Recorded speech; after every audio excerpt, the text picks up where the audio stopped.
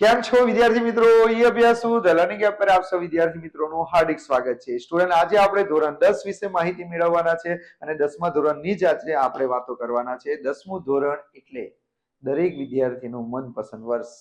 10મા ધોરણમાં જે મજા આવે તે બીજા કોઈ વર્ષમાં મજા ના આવે. બરાબર છે. 10મા ધોરણમાં ઘણા બધા વિદ્યાર્થીઓ ઘણા બધા સપના જોતા હોય છે.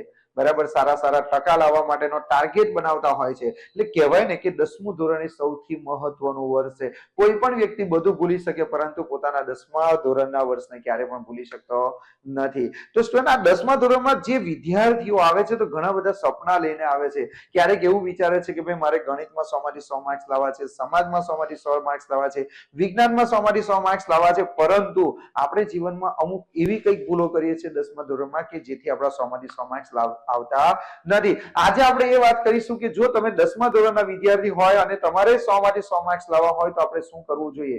એવી કઈ ભૂલો છે કે જેને કારણે આપણા 100 માંથી 100 માર્ક્સ નથી આવતા. આપણું જે ટ્યુશન ક્લાસીસ છે ધ જીપીઆર સ્ટડીઝ, એમાં આપણે 2024 ની વાત કરીએ તો 2024 માંથી આપણા ટ્યુશન ક્લાસીસમાંથી ઘણા બધા વિદ્યાર્થીઓના 100 માંથી 100 માર્ક્સ આવેલા છે. તો એના અનુભવ પરથી આજે હું તમને કહીશ કે ભાઈ 100 માંથી 100 માર્ક્સ લાવવા માટે કરવું શું જોઈએ. વાત કરું ગયા વર્ષની તો ગયા વર્ષની ઘણી બધી વિદ્યાર્થીનીઓ આપણી હતી, જેમ કે રીનલ છે, શ્વેતા છે, શ્રેયા છે, રિદ્ધિ કરીને હતી એક છોકરી, બધી ઘણી બધી છોકરીઓ, વિજય છે, એક પ્રિયા કરીને પણ હતી, બીજી 2-3 છોકરીઓ છે, નામ નથી યાદ આવતું, પ્રતિમા કરીને છે, તનિષા કરીને છે. આ લોકો બોર્ડની એક્ઝામમાં 80 માંથી 80 માર્ક્સ લાવેલા છે અને એમાંથી ઘણી બધી વિદ્યાર્થીઓ એટલે કે 8 ટોટલ વિદ્યાર્થીનીઓ એવી છે કે જેના 100 માંથી 100 માર્ક્સ આવેલા. તો હવે આપણે એ ચર્ચા કરીશું કે 100 માંથી 100 માર્ક્સ લાવવા માટે કરવું શું જોઈએ. તો સ્ટુડન્ટ, એક વસ્તુ યાદ રાખો કે તમે ગમે તેટલી મહેનત કરશો ને, પરંતુ 100 માંથી 100 માર્ક્સ લાવવા અઘરા છે. હવે તમે કહેશો કે સર 100 માંથી 100 માર્ક્સ લાવવા અઘરા કેમ? તમારે તો અમને મોટિવેટ કરવા જોઈએ, પણ મોટિવેટ કરવાની જગ્યા પર તમે તો ઊંધી વાત કરી રહ્યા છો. તો સ્ટુડન્ટ, એની પાછળ હું તમને એક રીઝન સમજાવું. બરાબર છે કે જ્યારે પણ તમે બોર્ડની એક્ઝામ આપવા જશો ને સ્ટુડન્ટ, તો બોર્ડની એક્ઝામમાં શું થશે તો હું તમને કહું ને કે બોર્ડની એક્ઝામ તમારી 80 માર્ક્સની હશે. કેટલા માર્ક્સની હશે? 80 માર્ક્સની બોર્ડની એક્ઝામ હશે. બરાબર છે. તો કોઈ પણ વિદ્યાર્થી શું કરશે સ્ટુડન્ટ, કે ફોકસ ક્યાં કરશે તો કે આ 80 માર્ક્સ પર એ લોકો ફોકસ કરશે. ભાઈ કોઈ પણ રીતે મારે બોર્ડની એક્ઝામમાં 80 માર્ક્સનું પેપર છે, 80 માંથી 80 માર્ક્સ લાવવાના છે. માની લો સ્ટુડન્ટ, હું તમને કહું કે જો તમે બોર્ડની એક્ઝામમાં 80 માંથી 80 માર્ક્સ તમે લાવી દીધા, બરાબર છે, પરંતુ બાકીના જે 20 માર્ક્સ છે, બાકીના માર્ક્સ કયા? બાકીના માર્ક્સ.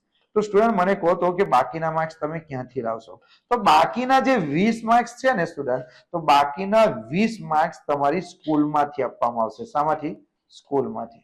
બરાબર છે. હવે પ્રોબ્લેમ શું થાય છે સ્ટુડન્ટ, કે અમુક વિદ્યાર્થીઓ એવા હોય કે જે બોર્ડની એક્ઝામમાં 80 માંથી 80 માર્ક્સ લઈ આવે છે, પરંતુ સ્કૂલમાં એ લોકોને કાં તો 19 માર્ક્સ આપવામાં આવે છે, કાં તો 18 માર્ક્સ આપવામાં આવે છે, તો 17 માર્ક્સ. એટલે શું થાય કે એક માર્ક્સ માટે એ લોકોના માર્ક્સ રહી જતા હોય છે. એટલે કે 100 માંથી 100 માર્ક્સ નથી આવી શકતા. કારણ શું? કે બોર્ડની એક્ઝામમાં તમે 80 માંથી 80 લઈ આવો છો, પરંતુ સ્કૂલમાંથી 1-2 માર્ક્સ કપાઈ જાય છે. હું મારા ક્લાસની જ વાત કરું તો 2023 બરાબર, 2023માં જે રિઝલ્ટ આવેલું એમાં મારી એક વિદ્યાર્થીના 99 માર્ક્સ આવેલા મેથ્સમાં. બોર્ડની એક્ઝામમાં એના 80 માંથી 80 માર્ક્સ હતા, પણ સ્કૂલમાંથી એને 19 માર્ક્સ આપવામાં આવેલા. બરાબર છે.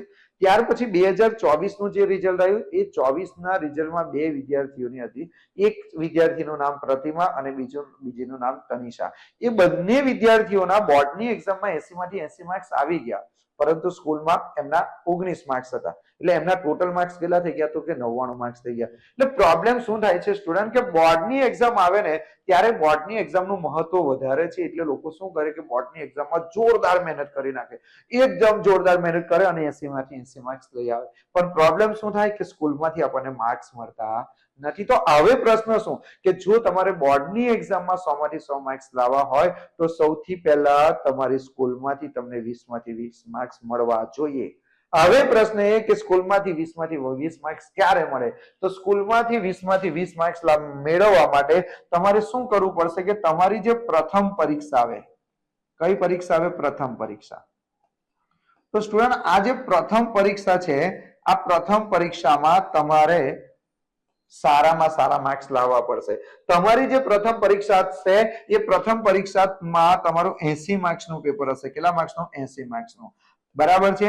પછી બીજી પરીક્ષાની આપણે વાત કરીએ સ્ટુડન્ટ, તો બીજી પરીક્ષા પણ તમારી બીજી પરીક્ષાનું પેપર પણ તમારું 80 માર્ક્સનું હશે તો તમારી સ્કૂલમાંથી તમને 80 માંથી 80 માર્ક્સ ક્યારે આપશે તો કે તમારી પહેલી પરીક્ષામાં 80 માંથી તમારા 76 કરતા વધારે માર્ક્સ આવવા જોઈએ બરાબર માની લો તમે પહેલી પરીક્ષામાં તમે 76 કરતા વધારે માર્ક્સ લાવો છો જેમ કે 77 78 79 કાં તો 80 માંથી 80 માંથી 80 આવો તો બહુ સરસ કહેવાય બીજી પરીક્ષામાં પણ તમારે કમસે કમ 76 કરતા વધારે માર્ક્સ લાવવા પડે એનો મતલબ કે જો તમારે સ્કૂલમાંથી 20 માંથી 20 માર્ક્સ જોઈતા હોય સ્ટુડન્ટ તો તમારે પ્રથમ પરીક્ષા અને બીજી પરીક્ષામાં તમારે જોરદાર તૈયારી કરવી પડે અમુક લોકો શું કરે છે કે બોર્ડની એક્ઝામમાં તો બહુ મસ્ત તૈયારી કરે છે પણ પહેલી પરીક્ષા અને બીજી પરીક્ષાને મહત્વ આપતા નથી એને કારણે શું થાય કે એમના પહેલી પરીક્ષા અને બીજી પરીક્ષામાં માર્ક્સ ઓછા આવે અને એ ઓછા માર્ક્સ આવવાને કારણે સ્કૂલમાંથી તમને માર્ક્સ ઓછા આપવામાં આવે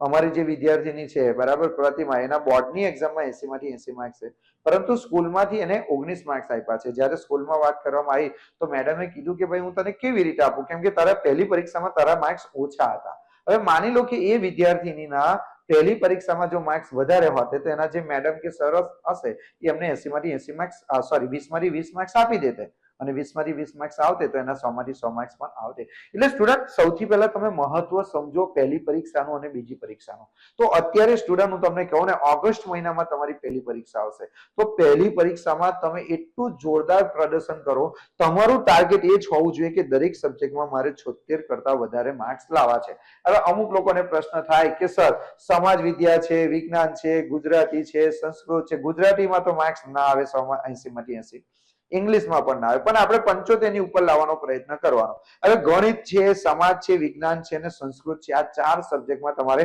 100 માંથી 100 માર્ક્સ લાવવાનું ટાર્ગેટ બનાવવાનું છે બરાબર છે હવે આપણે વાત કરીએ ગણિતની અમુક વિદ્યાર્થીઓ કહે કે સર સમાજ વિદ્યામાં તો અમે વાંચીને કરી લખીશું વિજ્ઞાનમાં પણ વાંચી લઈશું અમે સંસ્કૃતમાં પણ વાંચી લઈશું પણ સર અમને ગણિત અઘરું લાગે છે ગણિતમાં 80 માંથી 80 માર્ક્સ પ્રથમ પરીક્ષામાં 80 માંથી 80 માર્ક્સ પહેલી પરીક્ષામાં કઈ રીતે લાવવા તો સ્ટુડન્ટ એના માટે મારી પાસે એક ટેકનિક છે અત્યારે તમે જોશો ને સ્ટુડન્ટ તો બજારમાં અસાઇનમેન્ટ આવેલી છે પહેલી પરીક્ષાની તૈયારી કરવા માટે સ્પેશિયલ એક અસાઇનમેન્ટ આવેલી છે એ અસાઇનમેન્ટનું તમે સોલ્યુશન કરી નાખો એ અસાઇનમેન્ટ તમારે પાકી કરવાની છે અને ત્યાર પછી તમારે પહેલી પરીક્ષાનો તમારો જે સિલેબસ હોય એ સિલેબસના 7 પેપરનું સોલ્યુશન કરો બધા 5 તમને કહે છે હું તમને 2 પેપર વધારે કહું છું કે તમે 7 પેપરનું સોલ્યુશન કરી નાખો અને અસાઇનમેન્ટનું સોલ્યુશન કરી નાખો આટલું જો સોલ્યુશન કરીને તમે પરીક્ષામાં ગયા તો તમારા 80 માંથી 80 માર્ક્સ આવશે હવે અમુક વિદ્યાર્થી એવું વિચારશે કે સર અસાઇનમેન્ટનું સોલ્યુશન અમે કરવા બેસીએ છીએ તો અમુક દાખલા તો અમને આવડી જાય પરંતુ અમુક દાખલા અમને નથી આવડતા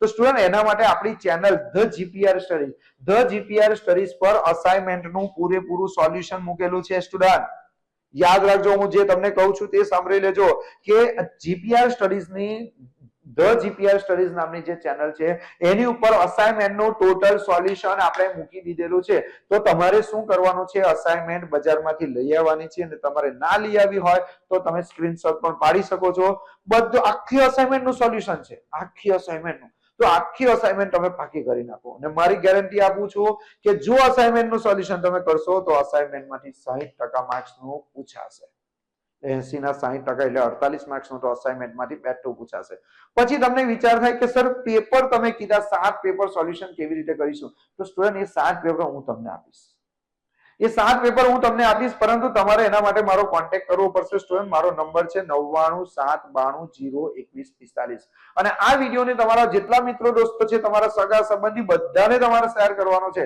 કારણ કે જો પહેલી પરીક્ષામાં વધારે માર્ક્સ આવશે તો જ તમારા બોર્ડમાં 100 માંથી 100 માર્ક્સ આવશે બાકી આવવાના નથી અને સ્ટુડન્ટ બીજી વસ્તુ સમજો કે કોઈ પણ તમને પહેલી પરીક્ષાના પેપર નથી આપવાનું પણ એ પહેલી પરીક્ષાના પેપર હું આપીશ અને બીજી તમારા માટે ખુશ ખબર એ છે કે ગુજરાતના કોઈ પણ ખૂણે તમે ભણતા હોય અને જો 10મા ધોરણમાં હોય અને જો તમને ગણિતનો દાખલો ના આવડે ને સ્ટુડન્ટ મેં છું તમારા માટે તમે મારી ચેનલને તમે શેર કરો કે ના કરો તમે મારું માર્કેટિંગ કરો કે ના કરો તમે તમારી સ્કૂલમાં તમારા મિત્રો દોસ્તોને તમે મારા વિશે કહેશો કે નહીં કહો કે ભાઈ આ ચેનલને સબસ્ક્રાઇબ કરો આ ચેનલને આપણે આગળ લઈ જવી છે કારણ કે આ વિદ્યાર્થીઓ માટે બહુ મહત્વની ચેનલ છે તમે આવું મારા માટે કહેશો નહીં કહેશો મને ફરક નહીં પડે પણ હા હું તમને મદદ કરવાનો છું બરાબર છે મારી ઈચ્છા એ છે બરાબર છે જો દરેક વ્યક્તિની ઈચ્છા તો હોય જ કે પોતાની ચેનલ ગ્રો કરે ને મારી પણ એ ઈચ્છા હોય એટલે ખોટો ડંભ કરવામાં હું માનતો નથી મારી પણ ઈચ્છા હોય કે મારા સ્ટુડન્ટ મારી ચેનલને સબસ્ક્રાઇબ કરે અને એના મિત્રો સાથે શેર કરે. પણ જો તમે નહીં કરો તો પણ મને કઈ પ્રોબ્લેમ નથી.